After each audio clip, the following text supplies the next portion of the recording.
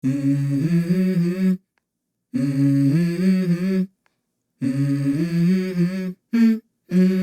go. Hi friends, मैं Bharat Kapoor open to explore से। तो आज मैं एक्सप्लोर करने जा रहा हूँ ओपन टू एक्सप्लोर से नई कंट्री को। उसका नाम है वियतनाम। और वियतनाम मैं जा रहा हूँ इंडिगो की फ़्लाइट से। ये फ़्लाइट मेरी डायरेक्ट नहीं है। 4 बजे दिल्ली से चलेगी टर्मिनल 1 से और कोलकाता पहुँचेगी 6 बजे। 2 घंटे में कोलकाता पहुँच जाएगी जी। वहाँ पर 2.5 घंटे रुकेगी। रात को 8:30 बजे कोलकाता से चलकर हो ची मिन्ह सिटी वियतनाम रात को 12:30 बजे पहुंच जाएगी। 12:30 बजे इंडिया के टाइम से। लेकिन जब मैं वहां पहुंचूंगा 12:30 बजे तो वियतनाम में टाइम हो रहा होगा 2, क्योंकि वियतनाम इंडिया से 1.5 घंटा आगे है। ठीक है जी। तो अभी मैं बैठा हूँ टर्मिनल 1 दिल्ली के एयरपोर्ट पर। चेक इन मैंने कर लिया है। इमिग्रेशन यहाँ नहीं हो रहा, इमिग्रेशन कोलकाता में जाके होगा। 2.5 घंटे का वहाँ टाइम है। आराम से बैठ के इमिग्रेशन करेंगे और आपको बताऊँगा कि उन्होंने क्या क्या डॉक्यूमेंट्स देखे हैं। ठीक है। और अगर मैं बात करूं टिकट प्राइस की, आने जाने की दिल्ली से वियतनाम से आने की मिली है मुझे 25,000 रुपये की। मैंने 2 दिन पहले बुक कराई है जी। आप अगर 2 महीने पहले बुक कराओगे तो आपको ये टिकट आने जाने की 20,000 के अंदर मिल जाएगी। आपको सिर्फ जाने की टिकट बताऊं, दिल्ली से हो Chi Minh city via Kolkata, ये टिकट मुझे मिली है 13,000 रुपये की। ठीक है जी। आप थोड़ा जल्दी करवाओ और थोड़ी सस्ती टिकट पाओ।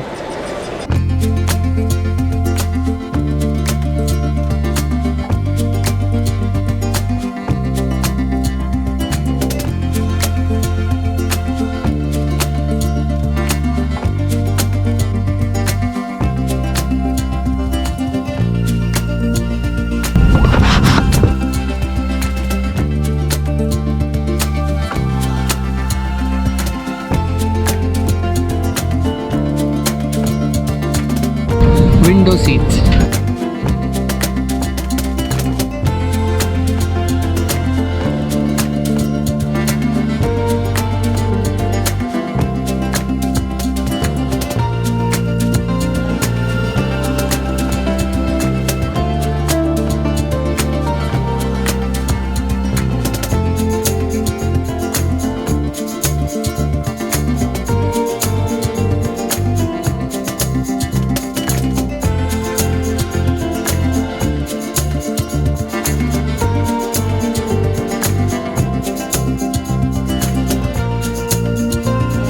तो मैं 2 घंटे में दिल्ली से कोलकाता पहुंच गया हूं।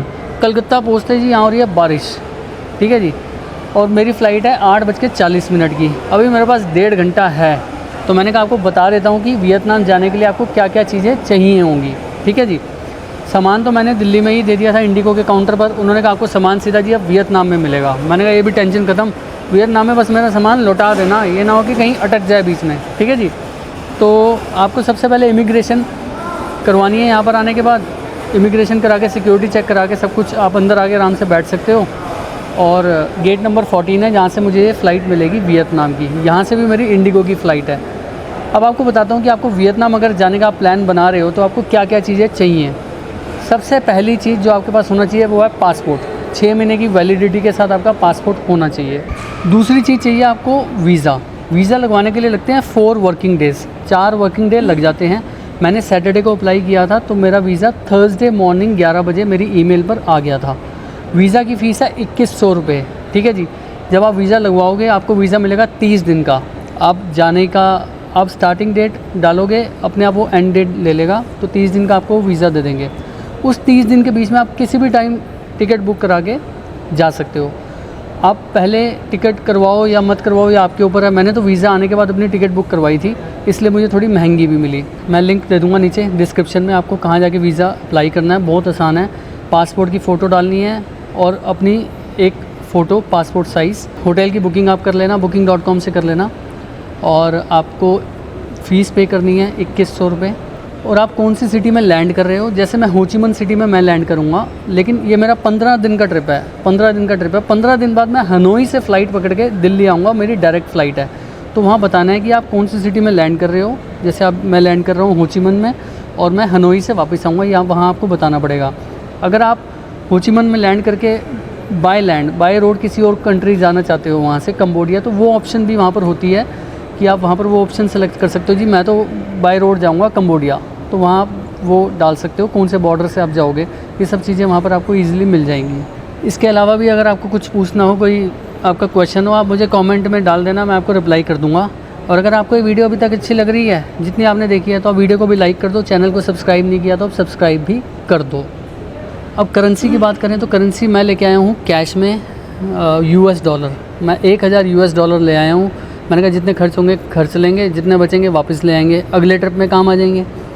तो 1000 US डॉलर मैंने लिया थॉमस कुक से। वो लिंक भेज देंगे ईमेल पर और आप ईमेल से ऑनलाइन पेमेंट करके उनके किसी भी स्टोर में जाके, नियरेस्ट थॉमस कुक के स्टोर में जाके वहाँ से कलेक्ट कर सकते हो। तो मेरा तो ऑफिस के बिल्कुल पास ही है थॉमस कुक।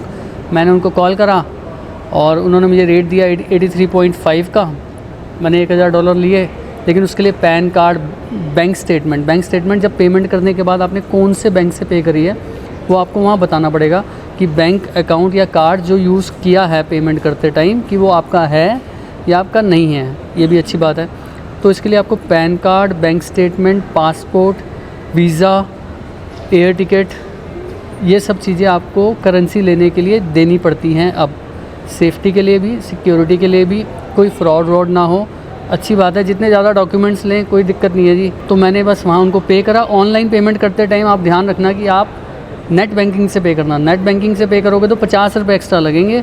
अगर आप कार्ड से पे करोगे तो वो 1% ले लेते हैं। जैसे मैंने 1000 डॉलर लिए, अगर 1% कटता, अगर मैं अपने कार्ड से पे करता, डेबिट या क्रेडिट कार्ड से, क्रेडिट तो मेरे पास है नहीं, डेबिट से भी पे करता तो 1% लगता, 830 रुपये। तो मैंने नेट बैंकिंग से पे किया तो लगे 50 रुपये। और थॉमस कुक वाले अगर आप ऑनलाइन पेमेंट कर दोगे तो आपके घर पर डिलीवर भी कर देंगे, पैसे बंदा घर आके आपको दे भी जाएगा। आप कहीं से भी ले सकते हो। करेंसी का ऑलमोस्ट रेट थोड़ा बहुत ऊपर नीचे होता है जी, बहुत ज़्यादा फ़र्क नहीं होता। बस ये है कि कंपनी रिलायबल होनी चाहिए जिस पर आपको ट्रस्ट हो। आप अपने हिसाब से कहीं से भी ले सकते हो, जहाँ से आपको अच्छा रेट मिले वहाँ से पैसा उठा लो, ठीक है। और आपको बताऊँ इंश्योरेंस के बारे में, वैसे इंश्योरेंस कंपलसरी नहीं है, आप लाओ या ना लाओ ये आपके ऊपर है, लेकिन रिकमेंडेड है। मैं तो कहूँगा आप कहीं भी इंटरनेशनल ट्रैवल करने जा रहे हो भाई साहब, इंश्योरेंस लेके जाओ। नए देश में जा रहे हो, कोई बात हो जाए, कोई ऊंच नीच हो जाए, आपके पास इंश्योरेंस होनी चाहिए। तो मैंने 15 दिन के लिए इंश्योरेंस ली है, डिजिट इंश्योरेंस से ली है। तो मुझे वो 800 रुपये की पड़ी है 15 दिन के लिए। 800 रुपये ठीक है। उसमें लगेज, पासपोर्ट कुछ भी खो जाता है, एक्सीडेंटल, काफ़ी सारी चीज़ें उसमें इंक्लूड होती हैं। तो आप भी इंश्योरेंस लेके जाओगे तो मैं तो कहूँगा, क्योंकि कई ऐसी कंट्रीज़ हैं जो बिना इंश्योरेंस के जाने ही नहीं देती, लेकिन वियतनाम में इंश्योरेंस कंपलसरी नहीं है, लेकिन फिर भी आपको ले के जानी चाहिए, ठीक है, ले जाना। और इमिग्रेशन के टाइम पर उन्होंने मेरे से कुछ भी नहीं पूछा, बस पासपोर्ट, एयर टिकट आने जाने की और वीज़ा, बस ये। वैसे उन्होंने कोई क्वेश्चन नहीं किया कि ब्रो आप क्यों जा रहे हो। मैंने उनको दूर से बोला, मैं कहा ज़्यादा मेरे से क्वेश्चन मत पूछना, नहीं तो मैं वापस जा रहा हूँ, क्योंकि वो डिक्लाइन कर देते हैं अगर आप ज़्यादा बातें करो तो। वहाँ मैंने कहा कि मैं ज़्यादा बोलूँगा, उनको पता चल गया मैं ज़्यादा बोलता हूँ तो वीज़ा तो गया ना डिक्लाइन। मैं तो यहीं रह गया वियतनाम में, सॉरी इंडिया में, मेरा तो वियतनाम यहीं रह जाएगा। मुझे कलकत्ता से वापस भेज देंगे ट्रेन में कि ब्रो अब तुम ट्रेन में जाओ। बेकार की बातें। आपको पता है कोई भी मेरी वीडियो बेकार की बातों के बगैर पूरी नहीं होती, तो थोड़ी सी तो करनी बनती थी ना, ठीक है। अभी तो शुरू हुई है, 15 दिन है आपके। 15 दिन में आपको बहुत सारी इन्फॉर्मेशन, बहुत लंबा ट्रिप है, इसलिए मैंने 15 दिन का बनाया कि मैं आराम से हर चीज़ को छोटी माइक्रो लेवल पे जाके आपको चीज़ों को बताऊँ। वियतनाम कभी आप जाओ तो मेरी वीडियो देख के जाना, ठीक है। और आप फ़्लाइट में आ रहे हो तो खाना घर से ला सकते हो, आराम से फ़्लाइट में बैठ के खा सकते हो, ठीक है जी। ज़रूरी नहीं है कि आपको फ़्लाइट से ख़रीद के ही खाना है। आपको पता थोड़ा महंगा तो होता ही है। अब आपको हज़ारों फुट की हाइट पे खाना मिलेगा तो थोड़ा महंगा मिलेगा ना। जब ज़मीन पर ही महंगाई बढ़ रही है तो वहाँ कितनी बढ़ेगी आप खुद सोचो, ठीक है। तो खाना मैं तो घर से लाया भी था और मैं साथ साथ खा भी रहा हूँ। मैं खिचड़ी खा चुका हूँ अभी तक। जो मैं दिल्ली से इंडिगो की फ़्लाइट पकड़ी है कोलकाता की, उसमें मैंने खिचड़ी ऑर्डर 2 दिन पहले ही कर दी थी जी, साबूदाने की खिचड़ी। मैं खिचड़ी खाते हुए जाएंगे, वहाँ जाकर तो पता नहीं क्या क्या खाना है। घर से तो खिचड़ी खा के चलें, ठीक है। अब मैं पनीर का परांठा साथ लाया हूँ। उसके बाद रास्ते के लिए मैंने कलकत्ता से हो ची मिन्ह सिटी के लिए मैंने पनीर टिक्का सैंडविच साथ में बेवरेज वो मैंने ऑर्डर किया हुआ है। मैं खाते पीते जाएंगे, एनर्जी को बरकरार रखूँगा। एनर्जी बनेगी 15 दिन के लिए, तभी तो मैं बातें कर पाऊँगा, तभी तो आपको इन्फॉर्मेशन दे पाऊँगा। आप देख रहे हो मेरे पीछे कोई है ही नहीं, क्योंकि जो गेट है वो आगे है। मैं अभी सब यहाँ बैठे थे, वो गेट खुल गया, सब वहाँ चले गए। मैं ले गल्ला च लगे हो यहाँ, पता चले फ्लाइट ही उड़ गई। इतने तो मैं इन्फॉर्मेशन नहीं देता रह गया। पता चले होते बाद कलकत्ता से दिल्ली की इन्फॉर्मेशन दे रहे हैं कि चलो जी उनमें वापस जा रहे हैं, मेरी फ़्लाइट उड़ गई। फ़्लाइट मेरी चली जाए इससे पहले मैं वहाँ जाके बैठ जाता हूँ, ठीक है। 2-4 लोगों से बात करके थोड़ी रेपुटेशन बनाता हूँ। कल को हो ची मिन्ह में कुछ काम पड़ जाए, 2 हाथ तो और होने चाहिए ना साथ में, ठीक है। चलो जी, मैंने पनीर के परांठे तो खोल लिए, तो मैंने कहा पनीर के परांठे फॉइल में लपेट लाता हूँ और साथ में न्यूज़पेपर तो है ही है, खा के फेंक दूँगा। अब मैं डब्बा साथ लाता तो कई दिन डब्बा साथ में लेके घूमता रहता, और ऐसा कोई डब्बा भी नहीं था जिसको मैं फेंक सकूं। सब बढ़िया बढ़िया क्वालिटी के डब्बे थे, इसलिए मैं कहा भाई कागज़ में लपेट और चल पड़। पहले भी तो लोग ऐसे ही खाते थे, अब चीज़ें बहुत आगे बढ़ गई हैं, लेकिन ऐसे खाने में भी मज़ा आता है, ऐसी बात नहीं है। जैसे जो है वो आपके सामने है, तो खाना जी पनीर का पराठा जो हो गया ठंडा। मैं इनको बोलता हूँ फ्लाइट में पायलट साहब को बोलूँगा थोड़ा अचार दे देना।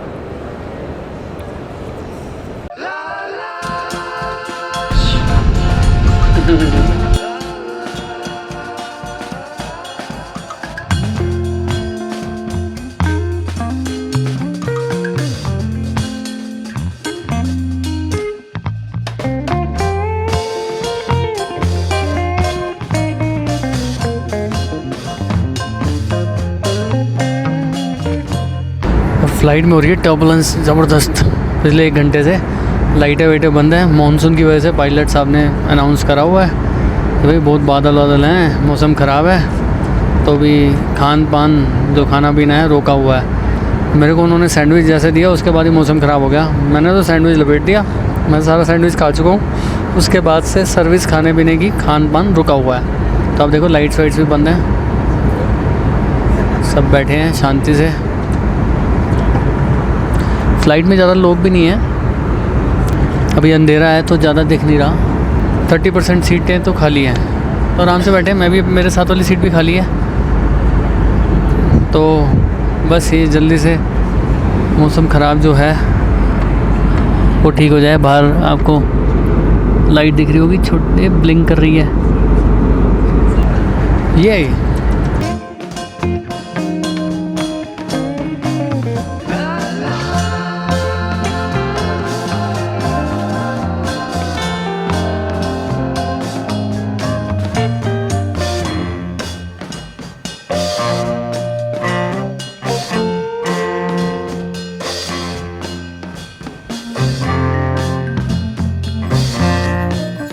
तो मैं फाइनली पहुंच गया हूं हो ची minh सिटी, वियतनाम में।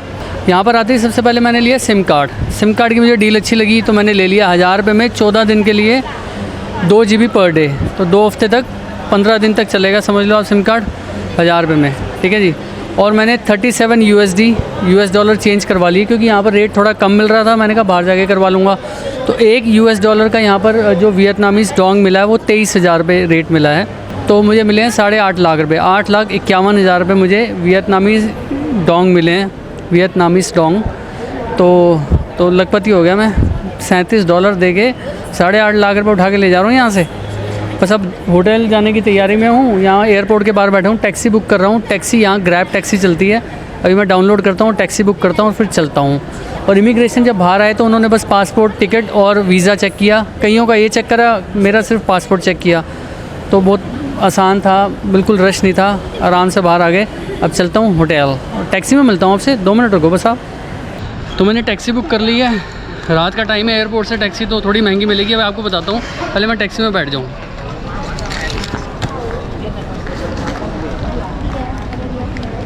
लड़की लेके जा रही है टैक्सी तक।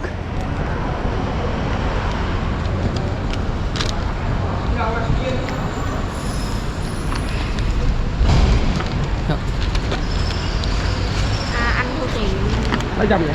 400. Thank you. Số mấy mũi trên? Địa chỉ đọc tiền mũi xuống rồi.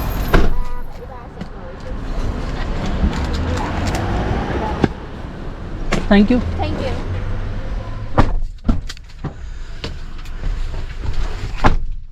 तो मैं टैक्सी में बैठ गया हूँ और होटल तक के जो मैं पैसे दे रहा हूँ वो 4 लाख डोंग है। 4 लाख रुपए देने हैं, जो इंडियन रुपीज़ में लगभग 1300 रुपये हो जाएंगे जी। 1300 रुपये में पहुँचूँगा, क्योंकि रात का टाइम है, नाइट चार्जेस, डबल चार्जेस सब लग गए। और मैं चाहता था कि मैं टैक्सी एयरपोर्ट के अंदर से ही बुक करूं, बाहर से ना लूं, क्योंकि अभी आगे उतरे हैं जी कंट्री में, थोड़ी सेफ्टी का भी तो ध्यान रखना पड़ेगा। 200-400 के चक्कर में बदले हो गया काम, भरत भाई तो हो गया काम, ठीक है ना, लपेट लिया। 200-400 के चक्कर में 2-4 हज़ार गए। और जो मैंने यहाँ पर सिम कार्ड लिया था वो मैंने वियरटेल का सिम कार्ड लिया था। मैंने सुना था कि वो अच्छा है, वहाँ का नेटवर्क भी अच्छा है उसका, तो मैंने वही ले लिया।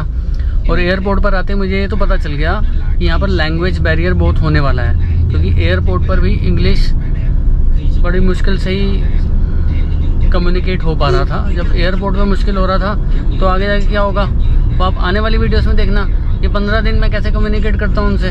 वीडियो को इसको कर देता हूँ यहाँ पर एंड, और आपको थोड़ा साथ में एंड करने के बाद आपको रोड दिखाता हूँ रात को वियतनाम हो ची मिन्ह सिटी कैसे लगती है। थोड़ा आप देखते रहना, और आपको ये वीडियो कैसे लगी मुझे बताना। लाइक शेयर सब्सक्राइब तो आप कर ही देना, और फिर मिलता हूँ आपको आने वाली वीडियो में एक नए एक्सपीरियंस के साथ। तब तक के लिए टेक केयर, बाय बाय।